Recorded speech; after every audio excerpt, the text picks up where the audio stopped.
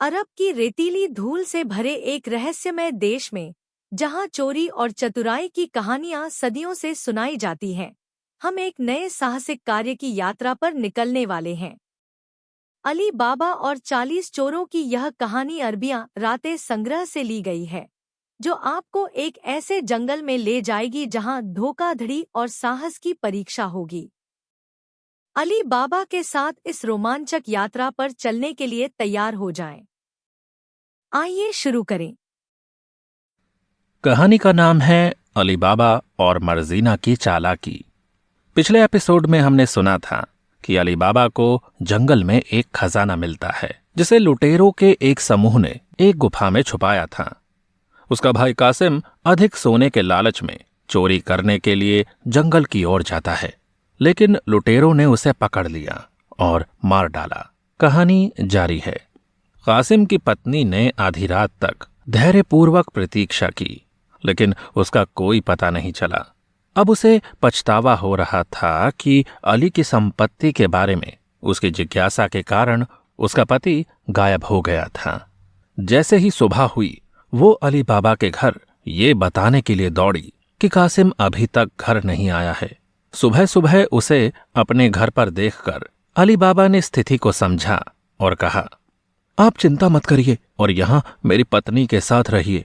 मैं जंगल में जाऊंगा और कासिम भाई को खोजूंगा। इसके बाद वो तुरंत अपने गधों को लेकर जंगल में चला गया। जैसे ही वो जंगल में गया, उसने मन ही मन सोचा, कासिम को क्या हो गया है? मुझे आशा है कि वो जीवित और सुरक्षित होगा। मैंने उन्हें जाने के लिए भी मना किया था, लेकिन वे नहीं माने। अब मुझे उनकी चिंता हो रही है। अधिक धन के लालच में आकर कहीं वे किसी मुसीबत में न फंस गए हों। मैं बस यही आशा करता हूं कि वे लुटेरों की नजर में न आए हों। अपने मन में इन विचारों के साथ वो गुफा में पहुंचा और जिस बात की उसे शंका थी वही हुआ। उसे कासिम के खून से सने कपड़े मिले। वो चट्टान के सामने खड़ा हो गया और उसने पुकारा, खुल जा सिम सिम, और दरवाजा खुल गया। उसने कासिम का शव गुफा के अंदर पाया। अली बाबा को दुख हुआ कि उसके भाई के लालच और मूर्खता के कारण उनकी मृत्यु हुई। उसने अपने भाई के शरीर को एक गधे पर लाद दिया और दूसरे में सोने की और बोरियां लाद ली। फिर वो घर चला गया। वहां उसने अपनी पत्नी और कासिम की पत्नी को बताया कि गुफा में क्या हुआ था। कासिम की पत्नी फूट फूट कर रोने लगी, लेकिन उसका दुख कम नहीं हो रहा था। वो कई दिनों तक शोक और सदमे में रही। कुछ हफ्तों के बाद लुटेरे अपनी गुफा में लौट आए।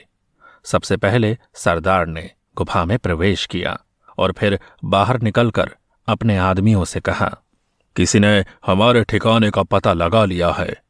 हमारा खजाना थोड़ा थोड़ा करके लूटा जा रहा है।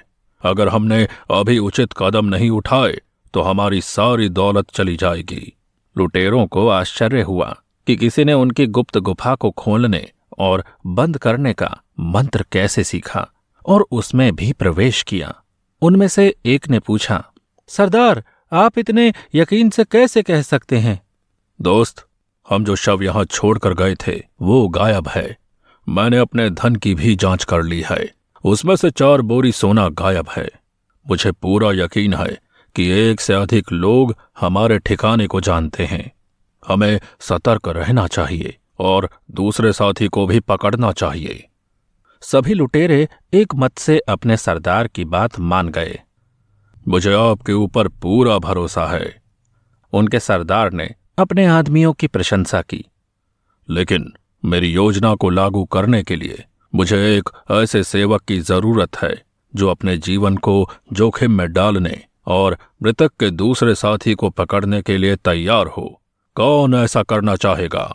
लुटेरों में से एक तुरंत खड़ा हो गया और कहा, सरदार, मैं उसे पकड़ने के लिए आपकी शर्तों को मानने के लिए तैयार हूं। तब सरदार ने उसे बताया कि उसे क्या करना होगा। डाकू ने भेष बदला और अगली सुबह जल्दी शहर के लिए रवाना हो गया। वो शहर में घूमने लगा और गौर से देखने लगा कि कौन उसकी मदद कर पाएगा। वो एक मोची बाबा मुस्तफा से मिला, जिसकी दुकान दूसरों की तुलना में पहले खुलती थी।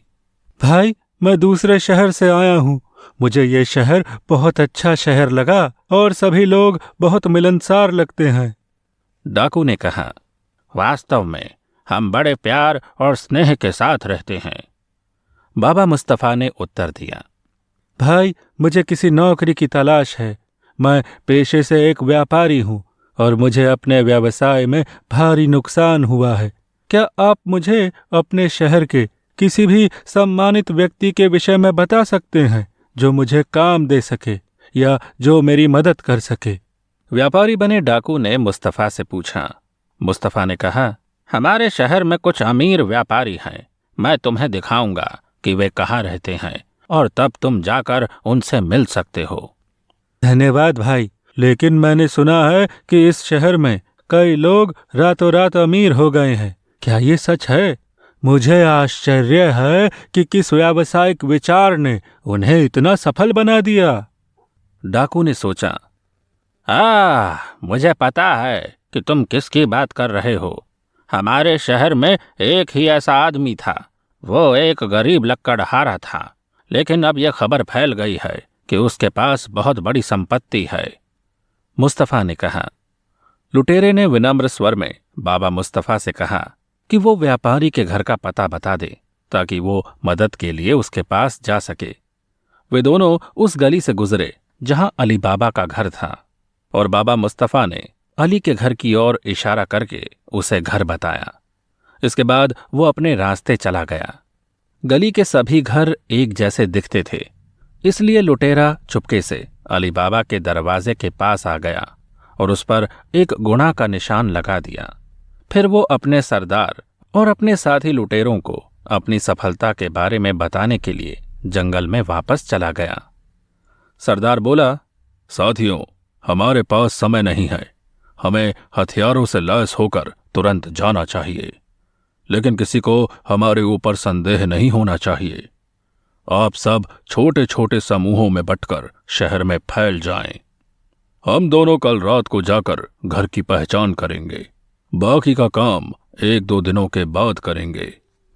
अगले दिन सुबह अली बाबा की दासी मर्जीना ने देखा कि अली बाबा के दरवाजे पर एक निशान लगा हुआ है। वो तुरंत जान गई कि अली बाबा के घर की पहचान करने के लिए किसी ने ये निशान बनाया होगा। न जाने किसने ऐसा किया था, और खतरे को भांपते हुए उसने जल्दी से गली के सभी घरों के दरवाजे पर बिल्कुल वैसा ही निशान बना दिया।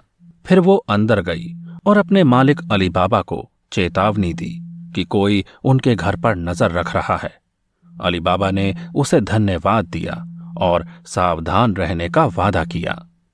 कहानी के अगले भाग में हम देखेंगे कि जब सरदार और उसका साथी शहर आते हैं तो उनके साथ क्या होता है। क्या वो अली बाबा के घर की सही पहचान कर पाएंगे या कुछ नया होगा?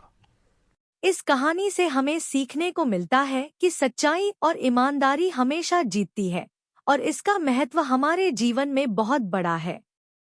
आप इसी तरह की और भी रोमांचक कहानियों का आनंद ले सकते हैं स्टोरी वेव्स ऐप पर, जो एप्पल और एंड्रॉयड दोनों पर उपलब्ध है। एक स्टोरी वेव्स सब्सक्रिप्शन महज $1 से भी कम महीने में आता है, जो आपके परिवार के लिए गुणवत्तापूर्ण कहानियां लाने का सबसे सस्ता तरीका है। स्टोरी वेव्स ऐप पर सभी नए कहानियां उपलब्ध हैं और सबसे रोमांचक सामग्री केवल ऐप पर ही मिलती है। आप हमारे YouTube चैनल को सब्सक्राइब करें और स्टोरी वेव्स को इंस्टाग्राम, टिकटॉक और स्पॉटिफाई पर फॉलो करें ताकि आप नए एंड के बारे में अपडेट रहें। धन्यवाद आप सभी का इस कहानी को सुनने के लिए।